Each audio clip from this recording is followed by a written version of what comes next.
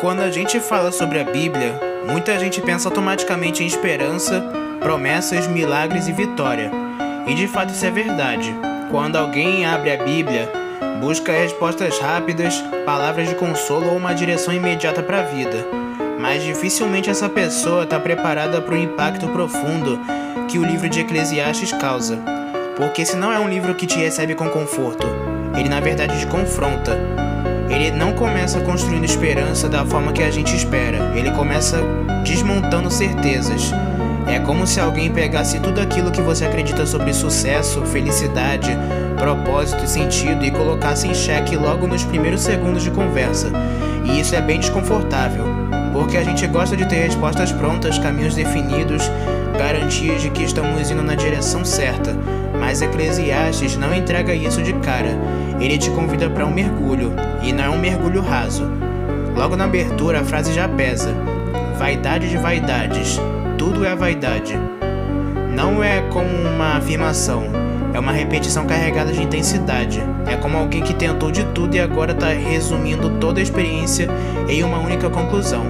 E quando você entende que vaidade aqui não fala de orgulho, mas algo vazio, passageiro, como um vapor que aparece e desaparece, você começa a perceber o que está sendo dito. Tudo aquilo que o ser humano constrói sem Deus como centro não se sustenta no final. Pode até impressionar por um tempo, pode até parecer sólido por um momento, mas não permanece. E é exatamente aqui que entra um dos pontos mais fortes de todo o livro. Quem está dizendo isso não é alguém frustrado por não ter conseguido nada na vida. É alguém que teve na verdade tudo. O autor tradicionalmente associado ao livro é o filho de Davi, o rei Salomão, conhecido como o homem mais sábio de sua época. Alguém que teve riqueza em abundância, poder absoluto, reconhecimento, prazeres, influência, realizações e experiências que poucos seres humanos sequer chegam perto de viver. Ele não está falando de teoria. Ele não está imaginando como seria alcançar essas coisas. Ele viveu intensamente tudo isso. E aqui está a verdade que torna Eclesiastes tão impactante. Mesmo depois de alcançar tudo isso, Salomão não encontrou uma satisfação plena. Isso quebra completamente a lógica que a gente carrega hoje.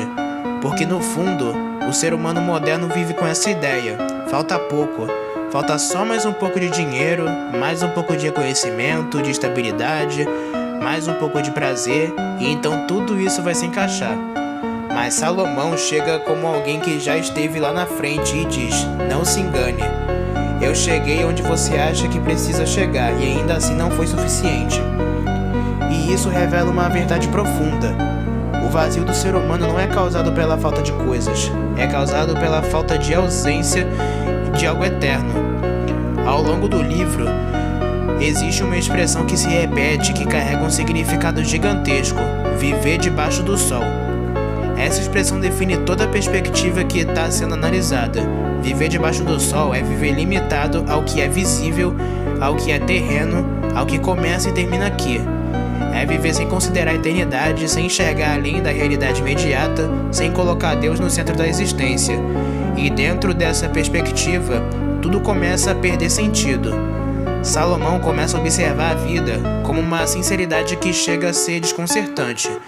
Ele olha para a natureza, vê ciclos que nunca mudam. O sol nasce, o sol se põe, o vento gira e os rios correm, e tudo continua. Ele olha para a humanidade e vê as gerações que vêm e vão, enquanto o mundo segue o mesmo padrão. E isso gera uma sensação quase sufocante de repetição. É como se nada fosse realmente novo, como se tudo estivesse preso em um ciclo contínuo. E isso toca em algo profundo dentro de nós, porque a gente quer sentir que a nossa vida é única, que a gente está construindo algo que realmente importa, que estamos avançando para algo significativo. Mas Eclesiastes nos confronta com a realidade de que, quando olhamos apenas para o que está debaixo do sol, entre aspas, muita coisa parece perder esse brilho. E então, ele entra em um dos pontos mais difíceis de aceitar, a injustiça da vida. Porque a gente gosta de acreditar que o mundo funciona de forma justa, que existe uma lógica clara entre fazer o bem e receber o bem. Mas Salomão observa a realidade e percebe algo bem diferente. O justo sofre, o ímpio prospera, o bem nem sempre é recompensado imediatamente e o mal nem sempre é punido como esperamos. E ele não tenta esconder isso. Ele não tenta suavizar essa verdade. Ele simplesmente expõe na cara. E isso torna o livro pesado, porque ele não te dá respostas fáceis. Ele não te entrega uma explicação pronta que resolve tudo. Ele te deixa diante da realidade, com perguntas que exigem uma baita reflexão. Outro ponto profundo que ele aborda é a sabedoria, porque em teoria, a sabedoria deveria resolver os problemas da vida.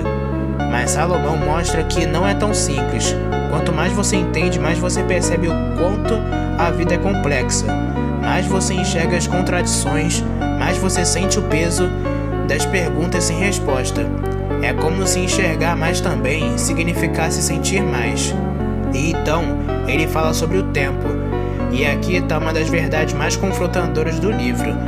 Existe um tempo para tudo, mas esse tempo não está sob o nosso controle.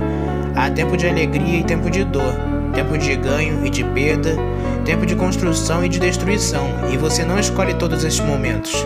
Você vive dentro deles, você atravessa esses ciclos e você participa de algo que é maior do que você.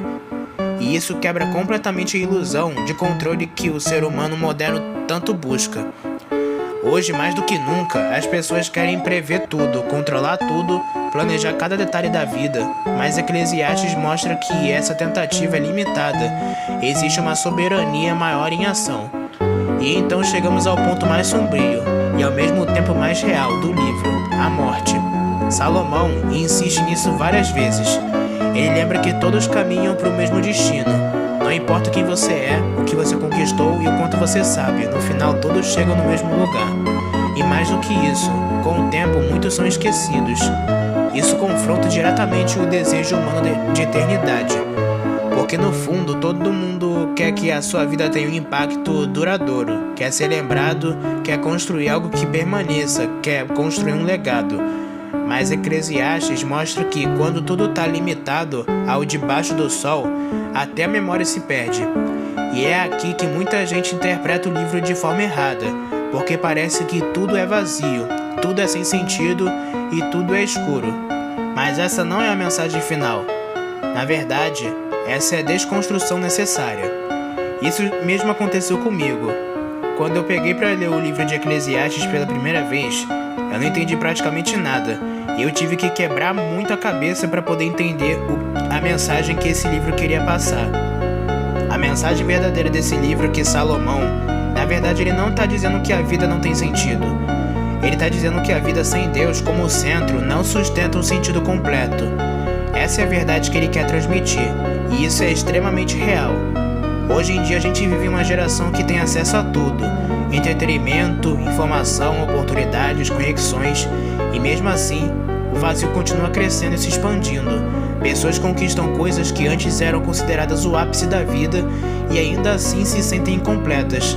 Ansiedade, sensação de vazio, falta de propósito, tudo isso tem aumentado. Eclesiastes já falava disso há muito tempo. Porque o problema nunca foi a falta de acesso, sempre foi a ausência de direção. E então, no meio de toda essa reflexão profunda, começam a surgir pequenos momentos de luz.